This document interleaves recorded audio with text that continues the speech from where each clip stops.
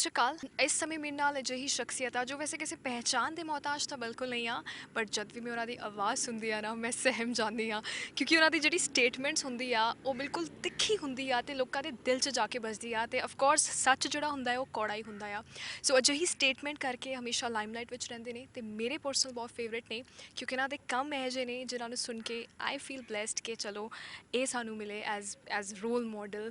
ਦੱਸਣਾ ਚਾਹੁੰਦੇ ਆ I'm talking about one and only Yograj ji. ਸਤਿ ਸ਼੍ਰੀ ਅਕਾਲ। ਸਤਿ ਸ੍ਰੀ ਅਕਾਲ ਜੀ। ਯੋਗਰਾਜ ਸਿੰਘ ਸਪੁੱਤਰ ਸ਼ਹੀਦ ਬਾਬਾ ਦੀਪ ਸਿੰਘ ਜੀ ਦੀ ਫਤਿਹ ਸਾਰੇ ਕਬੂਲ ਕਰਿਓ। ਵਾਹਿਗੁਰੂ ਜੀ ਕਾ ਖਾਲਸਾ, ਵਾਹਿਗੁਰੂ ਜੀ ਕੀ ਫਤਿਹ। ਹਾਂਜੀ ਬੀਬਾ ਜੀ। ਥੈਂਕ ਯੂ ਸੋ ਮਚ ਸਾਡੇ ਨਾਲ ਜੁੜਨ ਲਈ। ਨਹੀਂ ਜੀ, ਮਿਟਸ ਮਾਈ ਆਨਰ ਜੀ। ਮੈਂ ਹਮੇਸ਼ਾ ਜਦ ਤੁਸੀਂ ਆਉਂਦੇ ਹੋ ਸਾਰੇ ਮੀਡੀਆ ਵਾਲੇ ਤਾਂ ਮੈਨੂੰ ਲੱਗਦਾ ਵੀ ਮੈਂ ਸਯੋਗ ਤਾਂ ਹੈ ਨਹੀਂ, ਪਰ ਤੁਸੀਂ ਮੈਨੂੰ ਬਹੁਤ ਮਾਣ ਤਾਣ ਦਿੰਦੇ ਹੋ। Thank you so much. ਮੈਂ ਕਿਹਾ ਕਿ ਮੈਂ ਤੁਹਾਡੀ ਆਵਾਜ਼ ਸੁਣ ਕੇ ਸਹਿਮ ਜਾਂਦੀ ਹਾਂ, ਕਿਉਂਕਿ ਤੁਹਾਡੀ ਸਟੇਟਮੈਂਟਸ ਜਿੰਨੀ ਬੋਲ ਹੁੰਦੀ ਆ ਉਹ ਲੋਕਾਂ ਦੇ ਇੰਨੀਆਂ ਮਤਲਬ ਤਿੱਖੀਆਂ ਹੁੰਦੀਆਂ ਕਿ ਲੋਕਾਂ ਦੇ ਦਿਲ 'ਚ ਜਾ ਕੇ ਵੱਜਦੀਆਂ ਤੇ ਜ਼ਾਹਿਰ ਜੀ ਗੱਲ ਆ ਸੱਚ ਵੀ ਹੁੰਦੀਆਂ ਨੇ। ਸੋ ਜੀ ਜਿਹੜੇ ਅੱਜ ਕੱਲ੍ਹ ਮੁੱਦਾ ਚੱਲ ਰਿਹਾ ਹੈ ਕਿਸਾਨ ਆਰਡੀਨੈਂਸ ਬਿੱਲ ਦਾ, ਉਸ 'ਤੇ ਮੈਂ ਤੁਹਾਡੀ ਰਾਏ ਜ਼ਰੂਰ ਲੈਣਾ ਚਾਹਾਂਗੀ। ਤੁਹਾਡਾ ਕੀ ਥਾਟ ਹੈ? ਮੈਂ ਤਾਂ ਇਸ ਗੱਲ ਤੋਂ ਜੀ ਬੜਾ ਹੈਰਾਨ ਹੁੰਦਾ ਵੀ ਆਪਾਂ ਨੂੰ ਆਜ਼ਾਦ ਹੋਏ 75 ਸਾਲ ਹੋ ਗਏ। ਮੇਰੇ ਬਜ਼ੁਰਗ ਸਾਨੂੰ ਕਹਿੰਦੇ ਹੁੰਦੇ ਸੀਗੇ, ਅੱਜ ਵੀ ਜਿਹੜੇ ਬਜ਼ੁਰਗ ਜਿਉਂਦੇ ਕਹਿੰਦੇ ਹੁੰਦੇ ਸੀ ਵੀ ਇਹਦੇ ਨਾਲੋਂ ਤਾਂ ਅੰਗਰੇਜ਼ਾਂ ਦਾ ਰਾਜ ਚੰਗਾ ਸੀ। ਤੇ ਮੈਂ ਸਾਰਾ ਪੋਲੀਟੀਕਲ ਸਿਸਟਮ ਦੇਖਿਆ ਜੀ। ਮੈਂ ਰਿਹਾ ਮੈਂ ਪੋਲੀਟੀਕਲ ਫੈਮਿਲੀ 'ਚ ਪੈਦਾ ਹੋਇਆ। ਮੇਰੇ ਫੁੱਫੜ ਜੀ ਸਕੇ ਇਹ ਪੋਲੀਟੀਕਲ ਲੋਕ ਸੀਗੇ। ਇੰਦਰਾ ਗਾਂਧੀ ਜੀ ਸਾਰੇ, ਪੰਡਿਤ ਨਹਿਰੂ ਔਰ ਬੜੇ ਤਾਲੁਕਾਤ ਸੀ ਇਹਨਾਂ ਦੇ। ਵਿਨੋਦ ਸ਼ਰਮਾ ਜੀ ਇਹ ਰਹੇ ਨੇ ਸਾਰੇ ਇੱਥੇ। ਪਰ ਤੁਸੀਂ ਬਿਲੀਵ ਕਰਨਾ, ਜ਼ਿੰਦਗੀ ਦੇ ਵਿੱਚ ਮੈਂ ਹਮੇਸ਼ਾ ਆਪਣੇ ਪੇਰੈਂਟਸ ਨੂੰ ਇੱਕ ਵਾਰੀ ਕਿਹਾ ਸੀ, ਇਕੱਠੇ ਰਹਿੰਦੇ ਸੀ, ਮੈਂ ਕਿਹਾ ਜੀ ਮੈਂ ਇਸ ਘਰ 'ਚ ਨਹੀਂ ਰਹਿਣਾ। ਕਹਿੰਦੇ ਬੇਟਾ ਕੀ ਗੱਲ ਹੈ? ਮੈਂ ਕਿਹਾ ਜੀ ਇਸ ਘਰ ਦੇ ਵਿੱਚ ਸਾਰੇ ਝੂਠ ਬਹੁਤ ਬੋਲਦੇ ਆ ਜੀ। ਮੈਂ ਕਿਹਾ ਜੀ ਇਹ ਜਿੰਨੇ ਲੀਡਰ ਇੱਥੇ ਆਉਂਦੇ ਨੇ ਜੀ, ਮੈਂ ਕਿਹਾ ਜੀ ਕਹਿੰਦੇ ਕੁਛ ਨੇ ਕਰਦੇ ਕੁਛ ਨੇ, ਬੰਦੇ ਨੂੰ ਇੰਨੇ ਪਿਆਰ ਨਾਲ ਬੋਲਦੇ, ਉੱਠ ਕੇ ਜਾਂਦਾ ਤਾਂ ਉਹ ਮੈਂ ਕਿਹਾ ਨੂੰ ਗਾਲ ਕੱਢ ਦਿੰਦੇ ਆ। ਅਤੇ ਮੈਂ ਕਿਹਾ ਜੀ ਮੈਂ ਤਾਂ ਇਹੋ ਜਿਹੇ ਘਰ ਐਟਮੋਸਫੀਅਰ 'ਚ ਮੈਂ ਨਹੀਂ ਰਹਿ ਸਕਦਾ। ਤਾਂ ਮੇਰੇ ਫਾਦਰ ਨੇ ਫਿਰ ਘਰ ਬਣਾਉਣਾ ਸ਼ੁਰੂ ਕੀਤਾ, ਅਸੀਂ ਅਲੱਗ ਹੋ ਗਏ। ਪ੍ਰੋਬਲਮ ਬੀਬਾ ਜੀ ਇਹ ਹੈ ਕਿ ਜੇ ਮਾਂ ਪਿਓ ਹਮੇਸ਼ਾ ਝੂਠ ਹੀ ਬੋਲਦੇ ਰਹਿਣਗੇ, ਹਮੇਸ਼ਾ ਗੱਪਾਂ ਹੀ ਮਾਰਦੇ ਰਹਿਣਗੇ, ਉਹਨਾਂ ਨੇ ਕੋਈ ਕੰਮ ਨਹੀਂ ਕਰਨਾ। ਤੁਸੀਂ ਆਪਣੇ ਫਾਦਰ ਤੋਂ ਕੋਈ ਚੀਜ਼ ਮੰਗੀ, ਹਾਂ ਹਾਂ ਬੇਟਾ ਲੈ ਗੱਲ ਹੀ ਕੋਈ ਨਹੀਂ, ਤੂੰ ਦੱਸ ਗੱਲ, ਉਹ ਚੀਜ਼ ਤੁਹਾਨੂੰ ਕਦੇ ਨਹੀਂ ਮਿਲੀ ਤਾਂ ਇੱਕ ਦਿਨ ਤੁਹਾਡੇ ਦਿਮਾਗ 'ਚ ਆਊਗਾ ਵੀ ਮੇਰਾ ਪਿਓ ਤਾਂ ਬਸ ਹਾਂ ਹੀ ਕਰਦਾ ਰਹਿੰਦਾ, ਲੈ ਕੇ ਕੁਝ ਨਹੀਂ ਦਿੰਦਾ। ਸੋ ਮੇਰੇ ਹਿਸਾਬ ਨਾਲ ਜਿਹੜਾ ਇੰਨਾ ਝੂਠ ਬੋਲਿਆ ਗਿਆ ਪਿੱਛੇ 75 ਸਾਲਾਂ 'ਚ, ਅਤੇ ਸਿਰਫ ਆਪਣੇ ਫਾਇਦੇ ਵਾਸਤੇ, ਪੋਲੀਟੀਕਲ ਮੁੱਦਿਆਂ ਵਾਸਤੇ ਜਿਹੜਾ ਫਾਇਦਾ ਲੈਣਾ ਹੈ, ਲੋਕਾਂ ਦਾ ਜੀ ਵਿਸ਼ਵਾਸ ਉੱਠ ਗਿਆ। ਜੇ ਉਹ ਚੰਗਾ ਵੀ ਕਰ ਰਹੇ ਆ ਨਾ, ਜੇ ਸਪੋਜ਼ ਇਹ ਚੰਗਾ ਵੀ ਹੋਊਗਾ ਜਾਂ ਹੋ ਰਿਹਾ, ਜਿਹੜਾ ਕਿ ਮੈਨੂੰ ਉਮੀਦ ਨਹੀਂ ਹੈ, ਤਾਂ ਵੀ ਕਿਸਾਨ ਲੋਕ ਜਿਹੜੇ ਹੈਗੇ ਉਹ ਵਿਸ਼ਵਾਸ ਨਹੀਂ ਕਰਦੇ। ਔਰ ਮੈਂ ਇੱਕ ਗੱਲ ਜ਼ਰੂਰ ਕਹਿਣਾ ਚਾਹੁੰਦਾ ਕਿ ਆਪਾਂ ਸਾਰੇ ਇਨਸਾਨ ਆ, ਆਪਾਂ ਨੇ ਢਿੱਡ ਲੱਗੇ, ਆਪਾਂ ਨੂੰ ਰੋਟੀ ਚਾਹੀਦੀ ਹੈ। ਰੋਟੀ ਜ਼ਮੀਨ 'ਚ ਉੱਗਣੀ ਹੈ, ਸਬਜ਼ੀਆਂ ਜ਼ਮੀਨ 'ਚ ਉੱਗਣੀਆਂ, ਖਾਣ ਪੀਣ ਦੀ ਚੀਜ਼ ਜ਼ਮੀਨ 'ਚ ਉੱਗਣੀ ਹੈ। ਅਤੇ ਜੇ ਆਪਾਂ ਉਹ ਪਵਨ ਗੁਰੂ ਪਾਣੀ ਪਿਤਾ ਮਾਤਾ ਧਰਤ ਮਹੱਤ, ਕਿੱਡੀ ਵੱਡੀ ਧਰਤੀ ਦਾ ਨਾਂ ਹੈ ਮਾਤਾ। ਉਸ ਮਾਤਾ ਨੂੰ ਤੁਸੀਂ ਨੰਗੇ ਕਰਨਾ, ਉਸ ਮਾਤਾ ਨੂੰ ਵੱਢ ਦੇਣਾ, ਉਸ ਪਿਓ ਨੂੰ ਹੀ ਮਾਰ ਦੇਣਾ ਜਿਹੜਾ ਤੁਹਾਨੂੰ ਜ਼ਿੰਦਗੀ 'ਚ ਅਨਾਜ ਦੇ ਰਿਹਾ, ਤੁਹਾਡਾ ਢਿੱਡ ਭਰ ਰਿਹਾ, ਅਤੇ ਫਿਰ ਦੱਸੋ ਤੁਹਾਡਾ ਕੀ ਬਣੂਗਾ। ਅੱਜ ਆਪਾਂ ਜਿਹੜੇ ਕਿਸਾਨ ਨੇ ਇਹਨਾਂ 'ਤੇ ਇੰਨੇ ਅਤਿਆਚਾਰ ਹੁੰਦੇ ਆ ਰਹੇ ਨੇ। ਕਿਉਂ ਹੁੰਦੇ ਆ ਰਹੇ ਨੇ? ਸਗੋਂ ਗੌਰਮੈਂਟ ਨੂੰ ਚਾਹੀਦਾ ਕਿ ਲਓ ਜੀ ਆ ਲੈ ਬਈ, ਤੂੰ ਆਹ ਪੈਸੇ ਕਰ, ਤੂੰ ਜ਼ਿਮੀਂਦਾਰ ਕਰ, ਤੂੰ ਹੋਰ ਜ਼ਮੀਨ ਲੈ ਲਾ, ਤੂੰ ਹੋਰ ਕਰ, ਤੂੰ ਹੋਰ ਅਨਾਜ ਪੈਦਾ ਕਰ। ਕਿਸੇ ਟਾਈਮ ਪੰਜਾਬ ਇਕੱਲੇ ਦੇ ਵਿੱਚੋਂ ਹਿੰਦੁਸਤਾਨ ਨੂੰ ਰੋਟੀ ਖਵਾਉਣ ਤੋਂ ਬਾਅਦ ਬਾਹਰਲੇ ਮੁਲਕਾਂ 'ਚ ਆਪਣੀ ਕਣਕ, ਆਪਣੇ ਚੌਲ, ਆਪਣੀਆਂ ਚੀਜ਼ਾਂ ਜਾਂਦੀਆਂ ਹੁੰਦੀ ਸੀ, ਤੁਹਾਨੂੰ ਪਤਾ ਹੋਊਗਾ। ਔਰ ਅੱਜ ਅਸੀਂ ਜ਼ਿੰਦਗੀ 'ਚ ਆਪਣੇ ਦੇਸ਼ ਦਾ ਉਹ ਹਾਲ ਕਰ ਰਹੇ ਹਾਂ ਜਿੱਥੇ ਜ਼ਰਰਾ ਜ਼ਰਰਾ ਬੱਚਾ ਬੱਚਾ ਇਹ ਕਹਿੰਦਾ ਹੈ ਕਿ ਇਹ ਉਹ ਮਾਂ ਪਿਓ ਨੇ ਸਾਡੇ ਰਹਿਨੁਮਾ ਲੀਡਰ, ਸਾਡੇ ਪਾਰਟੀਆਂ ਵਾਲੇ, ਜਿਨ੍ਹਾਂ ਦੀ ਬੁੱਕਲ 'ਚ ਬੈਠ ਕੇ ਅਸੀਂ ਛੱਤਰ ਛਾਇਆ ਅਤੇ ਛਾਂ ਮੰਨਣੀ ਸੀ। ਅੱਜ ਉਹੀ ਮਾਂ ਪਿਓ ਸਾਡਾ ਕਤਲ ਕਰਨ 'ਤੇ ਨਿਕਲੇ ਹੋਏ ਆ। ਇਹ ਜਿਹੜਾ ਬਿੱਲ ਪਾਸ ਹੋਇਆ, ਕੁਛ ਤਾਂ ਤੁਸੀਂ ਸੋਚ ਲਓ, ਪਤਾ ਨਹੀਂ ਇਹ ਬਿੱਲ ਬਾਰੇ ਕੀ ਹੈ ਕੀ ਨਹੀਂ, ਮੈਂ ਤਾਂ ਡਿਟੇਲ 'ਚ ਇੰਨਾ ਗਿਆ ਨਹੀਂ। ਪਰ ਜੇ ਲੋਕਾਂ ਦਾ ਇੰਨਾ ਰੋਸ ਹੈਗਾ, ਤੁਸੀਂ ਉਹਨਾਂ ਨੂੰ ਬੈਠ ਕੇ ਉਹਨਾਂ ਨਾਲ ਗੱਲ ਕਰੋ ਕਿ ਭਾਈ ਇਸ ਤਰ੍ਹਾਂ ਨਹੀਂ, ਇਸ ਤਰ੍ਹਾਂ ਹੋਣਾ ਚਾਹੀਦਾ। ਕਿਉਂ ਤੁਸੀਂ ਲਹੂ ਪੀਂਦੇ ਹੋ ਗਰੀਬਾਂ ਦਾ, ਕਿਸਾਨਾਂ ਦਾ? ਕਾਹਦੇ ਵਾਸਤੇ? ਤੁਹਾਨੂੰ ਮਾੜੀ ਮੋਟੀ ਸ਼ਰਮ ਆਉਣੀ ਚਾਹੀਦੀ ਹੈ।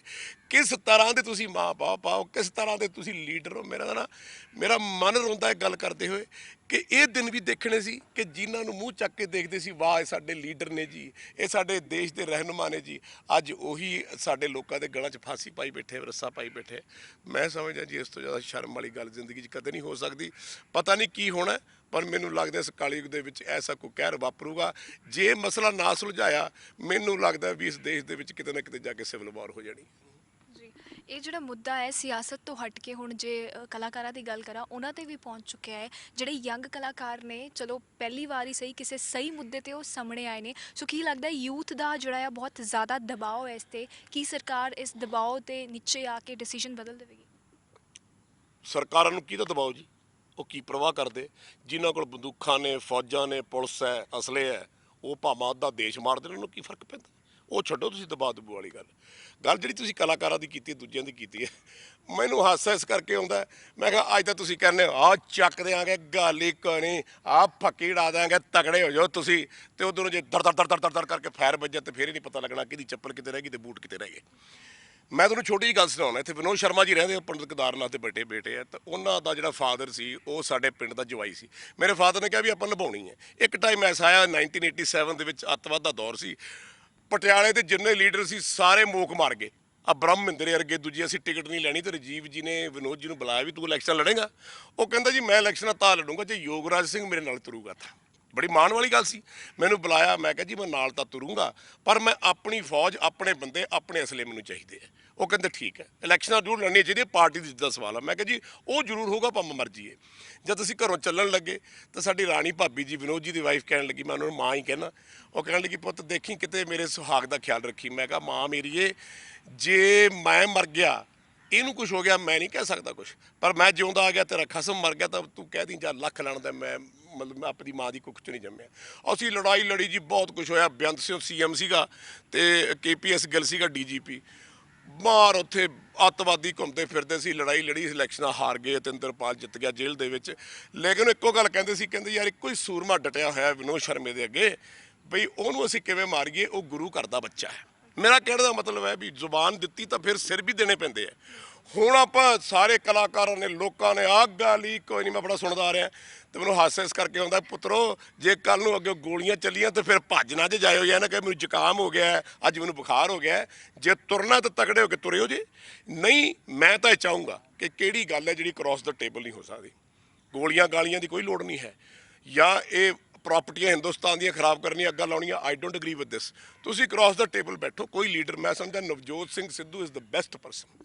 ਮੈਂ ਉਸ ਬੱਚੇ ਨੂੰ ਆਪਣੇ ਹੱਥੀਂ ਪਾਲਿਆ, ਖਿਡਾਇਆ, ਵੱਡਾ ਕੀਤਾ, ਔਰ ਸੁੱਖ ਦੁੱਖ 'ਚ ਉਹਦੇ ਨਾਲ ਖੜਾ ਰਿਹਾ। ਹੀ ਇਜ਼ ਦ ਬੈਸਟ ਪਰਸਨ। ਉਹ ਜਾ ਕੇ ਮੋਦੀ ਜੀ ਨਾਲ ਬੈਠ ਕੇ ਕ੍ਰਾਸ ਦਾ ਟੇਬਲ ਗੱਲ ਕਰਕੇ ਐਮਿਕੇਬਲੀ ਇਹ ਗੱਲ ਸੋਲਵ ਹੋ ਸਕਦੀ ਹੈ। ਪਾਰਟੀ ਵਾਲੇ ਹੋਰ ਵੀ ਲੀਡਰ ਸਾਹਿਬਾਨ ਨਾਲ ਜਾ ਸਕਦੇ, ਲੇਕਿਨ ਸੱਚੋ ਦਿਲੋਂ ਜਾਇਓ। ਇਹ ਨਹੀਂ ਵੀ ਆਪਣਾ ਮਕਸਦ ਪੂਰਾ ਕਰਨਾ। So I think if Navjot Singh Sidhu can go, ਔਰ ਇਹ ਆਪਣਾ ਉਹਨੂੰ ਲੀਡਰ ਬਣਾ ਕੇ ਕਿਸਾਨ ਅੱਗੇ ਘੱਲ ਦੇਣ, ਤਾਂ ਉਹ ਨੈਗੋਸ਼ੀਏਟ ਕਰੇ, ਤਾਂ ਮੈਂ ਸਮਝਦਾ ਇਸ ਚੀਜ਼ ਦਾ ਹੱਲ ਆਪਾਂ ਕੱਢ ਸਕਦੇ ਹਾਂ। ਜੀ, I feel so blessed to meet you every time. The way you sought things, ਤੁਸੀਂ ਬਹੁਤ ਸੁਲਝੇ ਹੋਏ ਇਨਸਾਨ ਹੋ ਤੇ ਮੈਨੂੰ ਬਹੁਤ ਚੰਗਾ ਲੱਗਦਾ ਹੈ। ਸਭ ਤੋਂ ਚੰਗੀ ਚੀਜ਼ ਜਿਹੜੀ ਹੈ ਉਹ ਲੱਗਦੀ ਹੈ, ਯੁਵਰਾਜ ਸਿੰਘ ਸਭ ਜਾਣਦੇ ਆ, ਰੋਲ ਮਾਡਲ ਆ, ਤੁਸੀਂ ਉਹਨਾਂ ਨੂੰ ਬਣਾਇਆ, ਸਭ ਜਾਣਦੇ ਆ।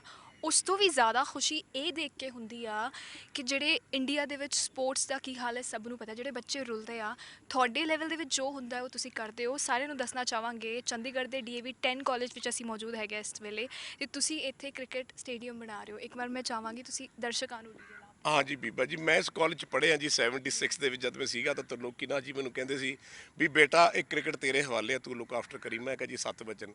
ਤੇ ਮੈਂ ਉਦੋਂ ਦਾ ਲੱਗਿਆ ਹੋਇਆ ਜੀ, ਤੇ ਮੈਂ ਕੋਈ 30-35 ਸਾਲ ਇੱਥੇ ਕੋਚਿੰਗ ਕਰੀ ਜੀ। ਫਿਰ ਉਸ ਤੋਂ ਬਾਅਦ ਮੈਂ ਫਿਲਮਾਂ 'ਚ ਬਿਜ਼ੀ ਹੋ ਗਿਆ, ਤੇ ਹੁਣ ਜਦ ਦਾ ਯੁਵਰਾਜ ਵਾਪਸ ਆਇਆ PCA ਦੇ ਵਿੱਚ, ਤੇ ਪੁਨੀਤ ਬਾਲੀ ਜੀ ਉਹਨਾਂ ਸੈਕਟਰੀ ਬਣੇ, ਬੜੇ ਚੰਗੇ ਚੰਗੇ ਲੋਕ ਨੇ ਇਹ। ਤੇ ਇਹਨਾਂ ਨੇ ਮੈਨੂੰ ਵੀ ਕਿਹਾ, ਤੇ ਪ੍ਰਿੰਸੀਪਲ ਸਾਹਿਬ ਨੇ ਮੈਨੂੰ ਕਿਹਾ ਵੀ ਯੋਗਰਾਜ ਨੂੰ ਲੈ ਕੇ ਆਓ। ਤੇ ਜੀ ਆਪਾਂ ਤਾਂ ਨਾ ਤਾਂ ਟੀਚਰ ਦਾ ਤੇ ਕਾਲਜ ਦਾ ਦੇਣਾ ਤਾਂ ਦੇ ਨਹੀਂ ਸਕਦੇ ਜੀ, ਆਪਾਂ ਤਾਂ ਉਹਨਾਂ ਟੀਚਰਾਂ ਦੀ ਜੁੱਤੀ ਵੀ ਨਹੀਂ। ਤੇ ਇਹ ਜਿਹੜੀ ਗਰਾਊਂਡ ਹੈ ਬੀਬਾ ਜੀ, ਇਸ ਗਰਾਊਂਡ ਨੂੰ ਬੜੇ ਭਾਗ ਲੱਗੇ। ਕਪਿਲ ਦੇਵ ਵਰਗੇ, ਯੁਵਰਾਜ ਸਿੰਘ ਵਰਗੇ, ਇੱਥੇ ਯੋਗਰਾਜ ਸਿੰਘ ਵਰਗੇ, ਅਸ਼ੋਕ ਮਲਹੋਤਰੀ ਵਰਗੇ ਸਾਰੇ ਕ੍ਰਿਕਟਰ ਇੱਥੇ ਖੇਲ ਕੇ ਇੰਡੀਆ ਵੀ ਖੇਲੇ, ਰਣਜੀ ਟਰੋਫੀ ਵੀ ਖੇਲੇ, IPL ਦੇ ਵਿੱਚ ਵੀ ਬੱਚੇ ਖੇਡ ਰਹੇ। ਸੋ ਮੇਰੀ ਇੱਕ ਵਿਚਾਰਧਾਰਾ ਸੀ ਕਿ ਕਾਲਜ ਨੂੰ ਮੈਂ ਕਾਲਜ ਵਾਸਤੇ ਕੀ ਕਰਾਂ, ਇਹ ਇੰਸਟੀਟਿਊਸ਼ਨ ਵਾਸਤੇ ਕੀ ਕਰਾਂ ਕਿ ਜਿਹੜਾ ਮੈਨੂੰ ਰੱਬ ਕਹੇ ਵੀ ਵਾਹ ਵੀ ਸ਼ਾਬਾਸ਼, ਜਿਸ ਗੁਰੂਆਂ ਦੇ ਚਰਨਾਂ 'ਚ ਤੂੰ ਪੜ੍ਹਿਆ ਤਾਂ ਉਹਨਾਂ ਨੂੰ ਕੁਛ ਤਾਂ ਅਰਪਣ ਕੀਤਾ ਹੈ। ਤੇ ਮੈਂ ਜੀ ਇਹ ਗਰਾਊਂਡ ਬਣਾ ਕੇ, ਤੇ ਮੇਰੀ ਇਹ ਇੱਛਾ ਹੈ, ਕੁਲਵਿੰਦਰ ਸਿੰਘ ਕਾਲਾ ਜੀ ਪਿੱਛੇ ਬੈਠੇ ਤੁਹਾਡੇ, ਬਹੁਤ ਇਹਨਾਂ ਨੇ ਕੰਮ ਕੀਤਾ, ਜ਼ਿਮੀਂਦਾਰ ਬੰਦੇ ਨੇ। ਇਹ ਐਕਚੁਅਲੀ ਗਰਾਊਂਡ ਇਹਨਾਂ ਦੀ ਬਣਾਈ ਹੈ। ਤੇ ਮੈਂ ਇੱਕ ਦਿਨ ਗੱਲ ਕਰਦਾ ਸੀ, ਮੈਂ ਕਿਹਾ ਵੀ ਕਾਲੇ ਆਪਾਂ ਇਹਨੂੰ ਗਰਾਊਂਡ ਇਹੋ ਜਿਹੀ ਬਣਾਉਣੀ ਹੈ ਵੀ ਦੁਨੀਆ ਦੇਖੇ, ਜਿਵੇਂ ਸਿਡਨੀ ਵਰਗੀ ਗਰਾਊਂਡ ਹੈ, ਬ੍ਰਿਸਟਨ ਵਰਗੀ ਗਰਾਊਂਡ, ਲਾਰਡਸ ਵਰਗੀ ਗਰਾਊਂਡ। ਤੇ ਅਸੀਂ ਕੰਸਟਰਕਸ਼ਨ ਤਾਂ ਨਹੀਂ ਕਰ ਸਕਦੇ ਕਿਉਂਕਿ ਅਲਾਉਡ ਨਹੀਂ ਹੈ ਚੰਡੀਗੜ੍ਹ ਦੇ ਵਿੱਚ, ਪਰ ਇੱਥੇ ਵੱਡੇ ਵੱਡੀਆਂ ਪਹਾੜੀਆਂ ਬਣਾ ਕੇ ਤੁਸੀਂ ਸਾਰੇ ਇੱਕ ਪ੍ਰੈਸ ਬਾਕਸ, ਇੱਕ ਹੋਰ ਤੁਸੀਂ ਆ ਕੇ ਦੇਖਿਆ ਕਰੋਗੇ ਤਾਂ ਬੱਚੇ ਇੱਥੇ ਖੇਡਿਆ ਕਰਨਗੇ। ਸੋ ਮੇਰਾ ਕਹਿਣ ਦਾ ਮਤਲਬ ਇਹ ਹੈ ਵੀ ਮੈਂ ਇੱਕ ਜਾਂਦੇ ਜਾਂਦੇ, ਦੇਖੋ ਟਾਈਮ ਟੂ ਮੀਟ ਗੋਡ ਹੈ ਨਾ, ਟਾਈਮ ਆਈ ਜਾਂਦਾ, ਬੰਦੇ ਨੂੰ ਤਿਆਰੀ ਕਰਨੀ ਚਾਹੀਦੀ ਵੀ ਜਾਂਦੇ ਜਾਂਦੇ ਜ਼ਿੰਦਗੀ ਦੇ ਵਿੱਚ ਕੋਈ ਇਹੋ ਜਿਹੀ ਭੇਂਟ DAV ਕਾਲਜ ਨੂੰ, ਚੰਡੀਗੜ੍ਹ ਕ੍ਰਿਕਟਰਸ ਨੂੰ ਦੇ ਜਾਂ, ਜਿਹੜਾ ਮੇਰੇ ਜਾਣ ਤੋਂ ਬਾਅਦ ਵੀ ਪ੍ਰਫੁੱਲਤ ਹੋਵੇ ਤੇ ਇੱਥੇ ਬੱਚਿਆਂ ਨੂੰ ਕੋਚਿੰਗ ਮਿਲੇ ਤੇ ਉਹ ਦੁਨੀਆ ਖੇਡ ਕੇ ਆਪਣਾ ਨਾਮ ਰੋਸ਼ਨ ਕਰਨ, ਮੇਰੀ ਇੰਨੀ ਬਸ ਖੁਆਇਸ਼ ਹੈ ਜੀ। ਜਿੰਨੇ ਤੁਸੀਂ ਫਿੱਟ ਹੋ, ਜਿੰਨੇ ਤੁਸੀਂ ਹੈਂਡਸਮ ਹੁਣ ਤੱਕ ਹੋ, ਮੈਂ ਚਾਹੁੰਦੀ ਹਾਂ ਤੁਸੀਂ ਹੋਰ ਜ਼ਿਆਦਾ ਸਾਲ ਜੀਓ ਤੇ ਐਦਾਂ ਹੀ ਹਰ ਮੁੱਦੇ ਤੇ ਅਸੀਂ ਸਿਰਫ ਤੁਹਾਡੇ ਕੋਲ ਆਈ ਸਭ ਤੋਂ ਪਹਿਲਾਂ ਤੇ ਤੁਹਾਡੇ ਨਾਲ ਹੀ ਗੱਲ ਕਰੀਏ। ਥੈਂਕ ਯੂ ਜੀ, ਤੁਹਾਡੀ ਬਹੁਤ ਬਹੁਤ ਧੰਨਵਾਦ ਜੀ। ਗੋਡ ਬlesਸ ਯੂ ਜੀ। ਵਾਹਿਗੁਰੂ ਜੀ ਕਾ ਖਾਲਸਾ, ਵਾਹਿਗੁਰੂ ਜੀ ਕੀ ਫਤਿਹ ਜੀ। Thank you so much. Thank well AC ਮੇਰੇ ਨਾਲ ਬਹੁਤ ਹੀ ਜ਼ਿਆਦਾ ਮਤਲਬ ਹਮੇਸ਼ਾ ਰਿਫਰੈਸ਼ ਰਹਿੰਦੇ ਨੇ ਤੇ ਇਹਨਾਂ ਤੋਂ ਜਿਹੜੀ ਵਾਈਬਸ ਆਉਂਦੀ ਆ ਉਹ ਨੈਕਸਟ ਲੈਵਲ ਆ। ਯੋਗਰਾਜ ਜੀ ਜਿਨ੍ਹਾਂ ਨੇ ਬਹੁਤ ਪਤੇ ਦੀਆਂ ਗੱਲਾਂ ਕੀਤੀਆਂ, ਅੱਜ ਕੱਲ੍ਹ ਦੇ ਇਸ ਮੁੱਦੇ ਤੇ ਆਪਣੀ ਰਾਏ ਦੱਸੀ ਤੇ ਬੈਸਟ ਪਾਰਟ ਅਸੀਂ ਦੱਸਿਆ ਕਿ DAV ਕਾਲਜ ਦੇ ਵਿੱਚ ਜਿਹੜਾ ਇਹ ਗਰਾਊਂਡ ਬਣਾ ਰਹੇ ਨੇ ਉਹਦੇ ਬਾਰੇ ਡਿਟੇਲ ਸਾਂਝਾ ਕੀਤੀਆਂ। I hope you did like the conversation. Video journalist ਆਰਨ ਦੇ ਨਾਲ ਸੋਨਾਲੀ ਨੇਗੀ ਸਾਈਨਿੰਗ ਆਫ।